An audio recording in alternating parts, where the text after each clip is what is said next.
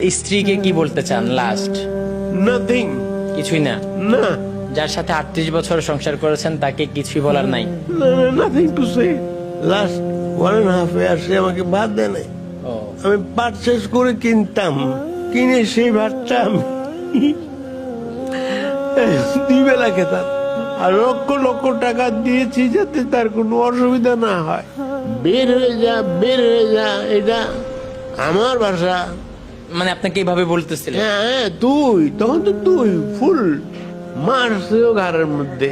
আপনার কাছে আসলে জীবন মানে কি? জীবন মানেই টাকা। বাপ মার কথাতেই অন্ধভাবে বিয়ে করতে নেই।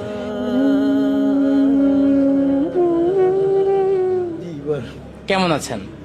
ভালো আছি। আপনার গ্রামের বাড়ি কোথায়? এটা আমার ব্রাহ্মণবাড়িয়া জেলার নবীনগর থানার মোল্লা গ্রামে। আপনার পরিবার আছে আঙ্কেল? আমার পরিবারের সবাই আছে বলে আমার মনে হয়, কিন্তু তাদের কথাবার্তা আচরণে মনে হয় তারা যেন নাই। আঙ্কেল, আপনার ছেলে মেয়ে কয়জন? ছেলে 1জন, মেয়ে 2জন। নাম কি তাদের? জানুয়ারিতে থেকে তার বয়স হচ্ছে 37 প্রায়। নাম আমিনুর রহমান। বাংলাদেশ ঢাকা বিএলএর একজন ভালো ইঞ্জিনিয়ার, কিন্তু সে যাবেই বিদেশে আমি মানা করার পরেও। আচ্ছা, আপনার ছেলে ইঞ্জিনিয়ার, সে জার্মানিতে থাকে। আচ্ছা, আর মেয়েদের নাম কি, কি করে তারা? মেয়ে নসিন আঞ্জুম, ও চাকরি করে।